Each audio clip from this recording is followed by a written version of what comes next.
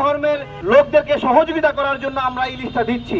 উনি এই কথাটা না বলে বলেছেন যে বাধ্য হয়ে ইলিশ পাঠাচ্ছেন। এইখানে আমাদের সার্বভৌমত্বের সংকট, যে আমাদের সার্বভৌমত্বের মধ্যে কি এমন সমস্যা হলো যে ভারত আমাদেরকে বাধ্য করছে। 1200 টন ইলিশ এমন একটা সময়ে যাবে যেই সময়টাতে আমরা বলছি আমাদের সরকার এখানে ক্ষমতায় আছে। এখন আমরা কারা? আমরা হলো সেই যারা 500 টন ইলিশ ভারতে পাঠানোর জন্য প্রতিবাদ করেছিলাম। আমার কথা হলো 500 টন ইলিশ নিয়ে প্রতিবাদ করা এই আমরা এখন 1200 টন ইলিশ ভারতে পাঠাচ্ছে, এখন কেন হুক্কা হুয়া করছি না? এটাই হলো প্রশ্ন। এখন আমাদের সরকার দায়িত্বশীল যারা আছেন তারা এই বিষয়ে প্রতিবাদ করছিলেন কিনা, তারা এখন প্রতিবাদ করবেন নাকি সিদ্ধান্ত নেবেন, সেটাই আমাদের জিজ্ঞাসা। দেখুন, ইলিশ ভারতে যাবে কিনা সেটা পরের বিষয়। এখানে একটা বিষয় রয়েছে, হিন্দুদের পূজার সময় ইলিশ, হিন্দু ভাইদের পূজা সুন্দরভাবে উদযাপন হোক, এই ধর্মীয় সমর্থন আমাদের এখানে আছে। আমাদের প্রশ্ন সেখানে না। আমাদের উপদেষ্টা ফরিদা ম্যাডাম কেন বললেন যে বাধ্য হয়ে ভারতে ইলিশ পাঠাচ্ছেন? এইখানে আমাদের সমস্যা, যে ওনাকে কে বাধ্য করছে। উনি কিন্তু বলতে পারতেন যে হিন্দু ধর্মের লোকদেরকে সহযোগিতা করার জন্য আমরা ইলিশটা দিচ্ছি। উনি এই কথাটা না বলে বলেছেন যে বাধ্য হয়ে ইলিশ পাঠাচ্ছেন। এইখানে আমাদের সার্বভৌমত্বের সংকট, যে আমাদের সার্বভৌমত্বের মধ্যে কি এমন সমস্যা হলো যে ভারত আমাদেরকে বাধ্য করছে। কি এমন হলো? দেখুন ভাইয়েরা, এই বাংলাদেশে আবরার ফাহাদ খুন হয়েছে এই ইলিশ নিয়ে কথা বলার কারণে। বলেছিল দাদাবাবুদের 500 টন ইলিশ দিচ্ছেন, অথচ সে দাদাবাবুরা আমাদেরকে বন্দর সহযোগিতা দেয়নি। আমাদের 1971 সালে মুক্তিযুদ্ধের পরে তখন আমাদেরকে নতুন করে বন্দর, আমাদের আমদানি রপ্তানির কোনো অবকাঠামো ছিল না। ওই বিপদের সময় ভারত আমাদেরকে সহযোগিতা করেনি, তাহলে কেন ইলিশ দিচ্ছে? সেই কারণেই কিন্তু আবরার ফাহাদকে খুন করা হয়েছে। এখানে অনেক রহস্য রয়েছে। আমাদের সার্বভৌমত্বের সংকট যে কোন জায়গায় আমরা ধরতে পারছি না।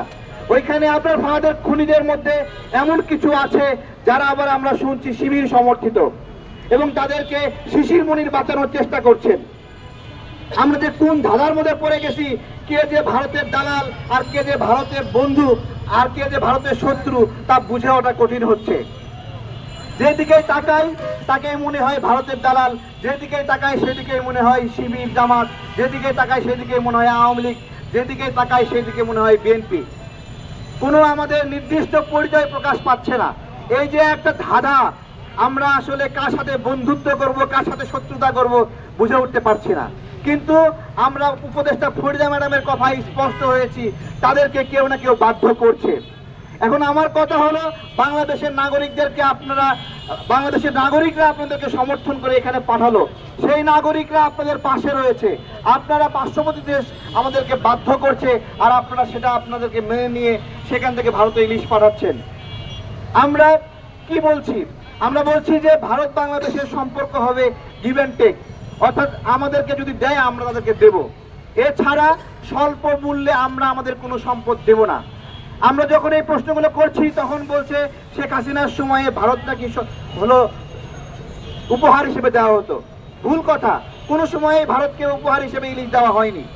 এবং একটা দেশ আরেকটা দেশের কাছে জিনিস বিক্রি করলে ওটাই উপহার হিসেবে থাকে। তার যেটা ব্যাপক দরকার ওইটা যদি বিক্রিও করেন সেটাই একটা উপহার।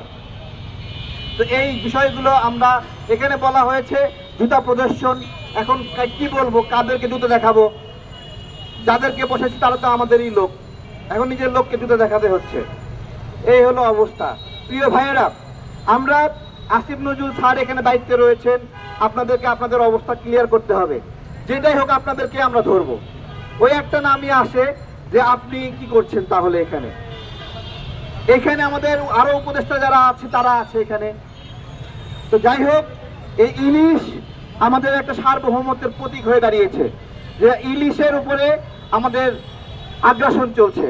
আমাদের এখানে বলা হচ্ছে $1200 ইলিশ দেবে। $1200 কত টাকা? $112 ইলিশ দেবে, তার মানে 1500 টাকা পড়ছে বাংলাদেশি টাকায়। আমি আপনাদেরকে বলবো 1 কেজি সাইজের ইলিশ আপনারা একটু বাজারে খোঁজ দেবেন কত টাকা কেজি, কত টাকা কেজি? 2600 থেকে 2500।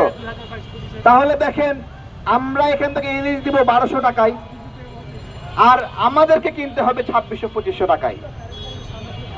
ঠিক এই মুহূর্তে আমি আজকে জিজ্ঞাসা করছি আমাদের সামনে যারা আছেন, সর্বশেষ কবে আমরা ইলিশ খেয়েছি? তাহলে এই নাগরিকদের প্রতি আপনাদের কোনো দায়বদ্ধতা নাই, এই দেশের নাগরিকরা কিভাবে ইলিশ খাবে, কিন্তু আপনারা আপনাদের জায়গা থেকে ভারত আপনাদেরকে বাধ্য করছে। আমরা স্পষ্ট করে বলতে চাই, আমরা শেখ হাসিনার পতনের পরে এইরকম কোনো অবস্থা চাই না যে রাজনৈতিক দলগুলো ভারতের পেটে ঢুকে যাবে।